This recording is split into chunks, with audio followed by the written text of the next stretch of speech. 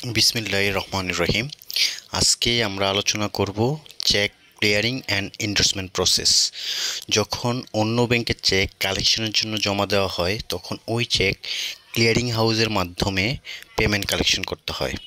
এই সম্পূর্ণ প্রক্রিয়াটি হয় বিএসিপিএস এর মাধ্যমে, অর্থাৎ বাংলাদেশ অটোমেটেড চেক প্রসেসিং সিস্টেমের মাধ্যমে। বিএসিপিএস এর আন্ডারে কাজ করতে হলে প্রত্যেক পার্টিসিপেটিং ব্যাংকে বাংলাদেশ ব্যাংকে বিএসিপিএস এর জন্য একটি কারেন্ট অ্যাকাউন্ট মেনটেন করতে হয়, যেটি ক্লিয়ারিংয়ের সকল সেটেলমেন্ট অর্থাৎ ডেবিট ক্রেডিট করার জন্য ওই কারেন্ট অ্যাকাউন্টটি ব্যবহার করা হয়। কমার্শিয়াল ব্যাংক আর পার্টিসিপেটিং ব্যাংকগুলো ক্লিয়ারিং সেটেলমেন্টের জন্য কারেন্ট অ্যাকাউন্টগুলো ডেবিট এবং ক্রেডিট করার জন্য বাংলাদেশ ব্যাংকে আগে থেকেই অথরাইজ করে দেওয়া আছে। এখন আমরা চেক ক্লিয়ারিং প্রসেসটি আলোচনা করব। চেক ক্লিয়ারিং প্রসেসে 11টি স্টেপ। এখানে 11টি স্টেপের মাধ্যমে বোঝানো হয়েছে। প্রত্যেকটি স্টেপ আমরা যদি ভালোভাবে বুঝি তাহলে ক্লিয়ারিং প্রসেসটা একবারে আমাদের ক্লিয়ার হয়ে যাবে। এখন আমরা 1 নম্বরে কি আছে, আমরা ধরে নিলাম রাফির কাছ থেকে শফিক 10 লক্ষ টাকা পায়। এখন রাফি শফিককে একটি চেক দিয়েছে, ক্যাশ টাকা না দিয়ে একটি চেক দিয়েছে। এখন রাফির অ্যাকাউন্ট হলো ওয়ান ব্যাংকে। এখন সে ওয়ান ব্যাংকের একটি 10 লক্ষ টাকা চেক দিয়েছে শফিককে। এখন শফিক কি করবে, এখন এই 10 লক্ষ টাকার চেকটি তার যেই ব্যাংকে অ্যাকাউন্ট আছে সেই ব্যাংকে জমা দিবে। শফিকের ওয়ান ব্যাংকে অ্যাকাউন্ট নেই, তার অ্যাকাউন্ট আছে যমুনা ব্যাংকে। সে এই চেকটি নিয়ে যমুনা ব্যাংকে যাবে। যমুনা ব্যাংকে গিয়ে তার যে অ্যাকাউন্ট ওই অ্যাকাউন্টে জমা দেবে। এখন যমুনা ব্যাংকের জন্য এই চেকটি হলো আউটওয়ার্ড চেক। আউটওয়ার্ড চেক মানে হলো আদার্স ব্যাংক চেক, যেটা কালেকশনের জন্য দেওয়া হয়। আর ইনওয়ার্ড চেক কোনটা, যেটা আমার নিজের ব্যাংকের চেক যখন আমার কাছে পেমেন্টের জন্য আসে, সেটা হলো ইনওয়ার্ড। এখন আউটওয়ার্ড চেক রিসিভ করার সময় কি কি জিনিস দেখতে হবে, কি কি বিষয়গুলো গুরুত্ব দিতে হবে। প্রথমে দেখতে হবে চেকের ডেট ঠিক আছে কিনা, এটি পোস্ট ডেটের চেক নাকি স্টেল চেক, এগুলো দেখতে হবে। দেখে চেকটি রিসিভ করতে হবে।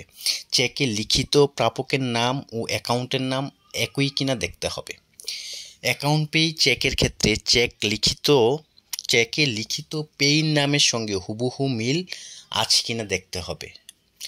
এটা অবশ্যই মিল থাকতে হবে। চেকটি যা ইউভি ডিটেক্টিং মেশিন দিয়ে পরীক্ষা করে এর জেনুইনিটি দেখতে হবে। এগুলো দেখার পর অথরাইজড অফিসার তখন ওই চেকটিকে ইনডোর্সমেন্ট করবে। এখন ক্লিয়ারিং চেকের ক্ষেত্রে কি কি ইনডোর্সমেন্ট দিতে হয় আমরা সেগুলো এখন দেখব। এখন ক্লিয়ারিং চেক কত ধরনের ইনডোর্সমেন্ট করতে হয়, তা আমরা সাধারণত 3 ধরনের ইনডোর্সমেন্ট করে থাকি ক্লিয়ারিং চেকে। Page account credited, receive payment, and 3 নম্বরে হলো receive payment and payee's account credited. এখন পেইজ অ্যাকাউন্ট ক্রেডিটেড আমরা কখন ইনডোর্সমেন্টটা ইউজ করি, যখন চেকের পে টুতে আর চেকের অনুকূলে যখন কোনো ব্যক্তি বা প্রতিষ্ঠানের নাম থাকে এবং চেকের টাকাটা যখন ওই ব্যক্তি বা প্রতিষ্ঠানের অ্যাকাউন্টে জমা হবে, তখন সেই ক্ষেত্রে আমরা পেইজ অ্যাকাউন্ট ক্রেডিটেড ইনডোর্সমেন্টটি করব। অর্থাৎ পেইর অ্যাকাউন্টে যদি টাকাটি জমা হয় তাহলে আমরা লিখব ইনডোর্সমেন্ট করব পেইজ অ্যাকাউন্ট ক্রেডিটেড। এখন শফিক যমুনা ব্যাংকে নিউ মার্কেট ব্রাঞ্চে জমা দিয়েছে। এখন তাহলে চেকটি কি হবে, payee's account credited for Jamuna bank PLC. 2 নম্বরে ইউজ করি আমরা রিসিভ পেমেন্ট। তাহলে receive payment for Jamuna bank PLC new market branch, এই সিলটা কখন ব্যবহার করবে, যখন চেকের অনুকূলে কোনো ব্যাংকের নাম লেখা থাকে, যেমন সোনালী ব্যাংক পিএলসি কর্পোরেট ব্রাঞ্চ। যদি চেকের অনুকূলে এটা লেখা থাকে কোনো ব্যাংকের নাম, তাহলে সেই ক্ষেত্রে আমরা ব্যবহার করি রিসিভ পেমেন্ট ইনডোর্সমেন্ট। 3 নম্বরটা একটু বোঝার ব্যাপার আছে, আমরা এটা কখন ব্যবহার করি, receive payment and payee's account credited, এটা কখন ইউজ করি। যখন একজন ব্যক্তি তার কোনো অ্যাকাউন্ট নেই আমার ব্যাংকে, কিন্তু সে একটা এফডিআর করবে, সে 10 লক্ষ টাকার একটা এফডিআর করবে। এখন তার কোনো অ্যাকাউন্ট নাই, সে এটা ক্যাশ টাকা দিবে না, সে একটা চেকের মাধ্যমে টাকাটা কালেকশন করতে দিবে। তাহলে সেই ক্ষেত্রে ওই অ্যাকাউন্ট হোল্ডার তো কোনো অ্যাকাউন্ট নাই, তাহলে সেই ক্ষেত্রে আমরা এই ইনভেস্টমেন্টটা ব্যবহার করব, receive payment and payee's account credited. Receive পেমেন্টের মাধ্যমে আমরা সানডে ক্লিয়ারিংয়ে টাকাটা এনে জমা রাখবো, তারপর ওই সানডে ক্লিয়ারিং থেকে ওই এফডিআর অ্যাকাউন্টে টাকাটা আমরা ক্রেডিট করব। ওই ক্ষেত্রে আমরা receive payment and payee's account credited ইনভেস্টমেন্টটি ব্যবহার করব। আরেকটি উদাহরণ বলা যেতে পারে, যেমন আমাদের যে ইন্স্যুরেন্স কোম্পানির কিন্তু সকল ব্যাংকে অ্যাকাউন্ট মেনটেন করতে পারে না, তারা 2 থেকে 3টে অ্যাকাউন্ট মেনটেন করতে পারে। এখন একটা ইন্স্যুরেন্স কোম্পানি আপনাকে একটা চেক দিল, সে এফডিআর করবে একটা 50 লাখ টাকার। এখন ওই ইন্স্যুরেন্স কোম্পানির অ্যাকাউন্ট আপনার ব্যাংকে নেই, তাহলে শুধু ওই ইন্স্যুরেন্স কোম্পানির নামে একটা এফডিআর হবে। তাহলে এই ক্ষেত্রে কী করতে হবে? এই ক্ষেত্রেও আমরা receive payment and payee's account credited silty ব্যবহার করব।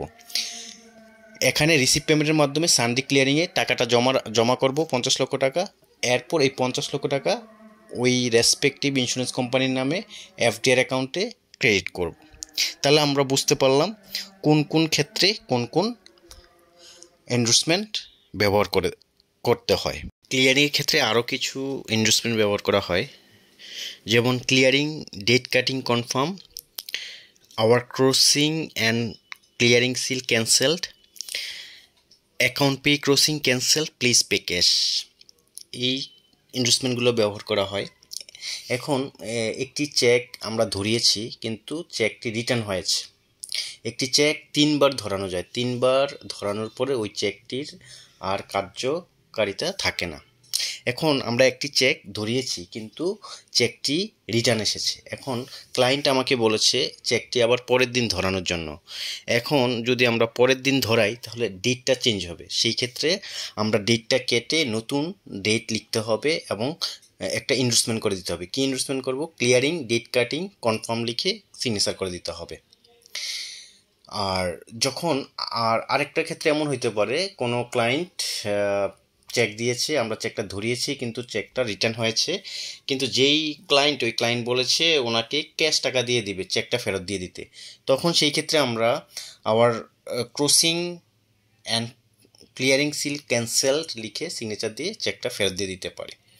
আবার অনেক ক্ষেত্রে অ্যাকাউন্ট পে ক্রসিং থাকে, তারা চায় ক্যাশ টাকা নিবে, সেই ক্ষেত্রে আমরা অ্যাকাউন্ট পে ক্রসিং ক্যান্সেল লিখে আমরা দিয়ে দিতে পারি, তখন তারা ক্যাশে টাকাটা নিতে পারে। ক্লিয়ারিংয়ের 2টি সেশন থাকে, রেগুলার ভ্যালু ইনস্ট্রুমেন্টের জন্য একটি সেশন আর হাই ভ্যালু ইনস্ট্রুমেন্টের জন্য একটি সেশন থাকে। এখন রেগুলার ভ্যালুতে আমরা কোন চেকগুলো ধরাই? যেগুলো 5 লাখ টাকার নিচে যে চেকগুলো, সেগুলো আমরা রেগুলার ভ্যালুতে আমরা প্রেজেন্ট করি। আর হাই ভ্যালুতে কোনগুলো আমরা প্রেজেন্ট করি? হাই ভ্যালুতে করি যেগুলো 5 লাখ টাকা এবং তার বেশি, 5 লাখ অ্যান্ড অ্যাবাভ যে চেকগুলো থাকে সেগুলো আমরা রেগুলার হাই ভ্যালুতে প্রেজেন্ট করি। এখন এটা কাট অফ টাইমটা কেমন? রেগুলার ভ্যালু ইনস্ট্রুমেন্টের জন্য কাট অফ টাইম হলো প্রেজেন্টমেন্টের জন্য মানে ধরানোর লাস্ট টাইম হলো 12টা 30 এবং রিটার্নের লাস্ট টাইম হলো 5টা। আর হাই ভ্যালুর ক্ষেত্রে চেক ধরানোর কাট অফ শেষ টাইম হলো 12টা, আর এটা রিটার্ন আসবে 3টার মধ্যে। আর হাই ভ্যালু চেকগুলো ওই দিনেই অ্যাকাউন্ট ক্রেডিট হয়ে যায় এবং ক্লায়েন্ট ওই দিনে টাকা তুলতে পারে। এখানে আমরা যদি 1 নম্বর স্টেপে দেখি, এখানে রাফি 10 লক্ষ টাকার চেক শফিককে দিয়েছে। চেকটি হলো ওয়ান ব্যাংকের। শফিকের ওয়ান ব্যাংকে অ্যাকাউন্ট নেই, তার অ্যাকাউন্ট আছে যমুনা ব্যাংকে। 2 নম্বর স্টেপে শফিক যমুনা ব্যাংকে কালেকশনের জন্য চেকটি জমা দিয়েছে। 3 নম্বর স্টেপে যমুনা ব্যাংক চেকটি স্ক্রুটিনাইজ করে প্রয়োজনীয় ইনভেস্টমেন্ট করবে, এখানে পেইজ অ্যাকাউন্ট ক্রেডিটেড ইনভেস্টমেন্ট করে এবং চেক স্ক্যান করে। তারপর UCE ক্রিয়েট করে। UCE হলো আউটওয়ার্ড চেক এনভেলপ। এটি ইলেকট্রনিক এনভেলপ যেটি ডিজিটালি সাইন এবং এনক্রিপ্টেড থাকে, যাতে অন্য কেউ এটি ম্যানিপুলেট করতে না পারে। 4 নম্বর স্টেপে এই UCE অর্থাৎ আউটওয়ার্ড চেক এনভেলপটি BACPS Bangladesh automated cheque processing সিস্টেমে পাঠায় এবং বিএসিপিএস সেটি রিসিভ করে 4 নম্বর স্টেপে। 5 নম্বর স্টেপে বিএসিপিএস সেন্ডস ফাইল অ্যাজ আইসিই টু ওয়ান ব্যাংক। আইসিই মানে হলো এখানে ইনওয়ার্ড চেক এনভেলপ। এটিও ডিজিটালি সাইন্ড এবং এনক্রিপ্টেড করা থাকে যাতে অন্য কেউ ম্যানিপুলেট করতে না পারে। এই চেকটি ওয়ান ব্যাংকের জন্য ইনওয়ার্ড চেক। 6 নম্বর স্টেপে ওয়ান ব্যাংক চেকটি স্ক্রুটিনাইজ করে। এখানে স্ক্রুটিনাইজটা কিভাবে করে, মানে এখানে ড্রয়ার ব্যাংক ব্রাঞ্চ দেখে ঠিক আছে কিনা, নেম অফ দ্য ড্রয়ার দেখে, page name must be present, হ্যাঁ এটা প্রেজেন্ট আছে কিনা সেটা দেখতে হবে। তারপর ভ্যালিড ডেটটা ভ্যালিড কিনা সেটা দেখবে। এটা must not be stale or post dated. তারপর amounts in words and figure match করতে হবে। MICR code line must be present, এটা প্রেজেন্ট থাকতে হবে। অল্টারেশন আর কাউন্টার সাইন, যদি কোনো অল্টারেশন হয় ডেটে তাহলে কাউন্টার সাইন আছে কিনা সেটা দেখতে হবে। ক্রসিং আর প্রেজেন্ট, ক্রসিংগুলো প্রেজেন্ট আছে কিনা সেটা নিশ্চিত করতে হবে। আর সবশেষে দেখতে হবে অ্যাকাউন্টে সাফিসিয়েন্ট ব্যালেন্স আছে কিনা সেটা দেখতে হবে। হ্যাঁ, সব কিছু দেখার পরে 7 নম্বর স্টেপে যদি সব ঠিক থাকে তাহলে চেক ওয়ান ব্যাংক অ্যাকসেপ্ট করবে, হ্যাঁ অর্থাৎ অনার করবে। তারপর 8 নম্বর স্টেপে ওয়ান ব্যাংক এই অ্যাপ্রুভ আইটেম, মানে এই যে এটাকে অ্যাপ্রুভ করলো, অ্যাকসেপ্ট করলো, এই অ্যাপ্রুভ আইটেম বিএসিপিএসে পাঠাবে। বিএসিপিএসে পাঠানোর পরে 9 নম্বর স্টেপে ওয়ান ব্যাংক থেকে কি করবে, যেহেতু এটা অ্যাপ্রুভ করেছে, ওয়ান ব্যাংক থেকে কনফার্মেশন পাওয়ার পর বাংলাদেশ ব্যাংকে বিএসিপিএসের জন্য ওয়ান ব্যাংক যে কারেন্ট অ্যাকাউন্ট মেনটেন করে সেটি থেকে 10 লক্ষ টাকা ডেবিট হবে এবং যমুনা ব্যাংকের যে কারেন্ট অ্যাকাউন্ট মেনটেন করে বিএসিপিএসের জন্য সেই অ্যাকাউন্টে 10 লক্ষ টাকা ক্রেডিট করবে। এই ডেবিট ক্রেডিট কী করবে বাংলাদেশ ব্যাংক অর্থাৎ বিএসিপিএস। এটা এগ্রিমেন্টের মাধ্যমে তাদেরকে আগেই অথরাইজ দেওয়া আছে। 10 নম্বর স্টেপে বিএসিপিএস নেট সেটেলমেন্ট পজিশন, এই যে 10 লক্ষ টাকা ক্রেডিট করলো এবং 10 লক্ষ টাকা ডেবিট করলো, ক্রেডিট এবং ডেবিট হলো, এই যে নেট সেটেলমেন্ট পজিশনটা এটা তারা পাঠাবে, ওয়ান ব্যাংকও পাঠাবে, যমুনা ব্যাংকও পাঠাবে। যখন এটা ওয়ান ব্যাংকে যখন পাঠাবে তখন ওয়ান ব্যাংক কী করলো, রাফির অ্যাকাউন্ট থেকে 10 লক্ষ টাকা ডেবিট করবে, আর যমুনা ব্যাংক কী করবে, এই পজিশন দেখে শফিকের অ্যাকাউন্টে 10 লক্ষ টাকা ক্রেডিট করবে। এইভাবে ক্লিয়ারিং প্রসেস সেম ডেতে সম্পূর্ণ হয়। তাহলে এখানে অ্যাকাউন্টিংয়ের কী প্রভাব ফেললো, যদি কোনো ব্যক্তি 10 লক্ষ টাকা ধরি ক্যাশে জমা দিল একদিন, হ্যাঁ তো জমা দিলে কী হবে, এখানে দুইটা প্রভাব ফেলে, একটা হলো 10 লক্ষ টাকার ক্যাশ ইন হ্যান্ড বাড়ে, আর হলো ওই ব্যক্তির অ্যাকাউন্টে 10 লক্ষ টাকা বাড়ে। ঠিক আছে, দুই দিকে হিট করে, একটা হলো ক্যাশ ইন হ্যান্ডে আর হলো ক্লায়েন্টের অ্যাকাউন্টে। আর ক্লিয়ারিংয়ের ক্ষেত্রে কি হলো, 10 লক্ষ টাকা বাংলাদেশ ব্যাংকের কারেন্ট অ্যাকাউন্টে বাড়লো আর যমুনা ব্যাংকের শফিকের অ্যাকাউন্টে 10 লক্ষ টাকা বাড়লো। আর রাফির ক্ষেত্রে কি হলো, রাফির ওয়ান ব্যাংকের অ্যাকাউন্ট থেকে 10 লক্ষ টাকা কমলো এবং ওয়ান ব্যাংকের বাংলাদেশ ব্যাংকের যে সিডি অ্যাকাউন্ট মেনটেন করে সেটা থেকে 10 লক্ষ টাকা কমলো। আশা করি ক্লিয়ারিং প্রসেসটা বুঝতে পেরেছেন। আমি চেষ্টা করেছি বোঝানোর জন্য। সবাই ভালো থাকবেন। আসসালামু আলাইকুম রহমতুল্লাহ।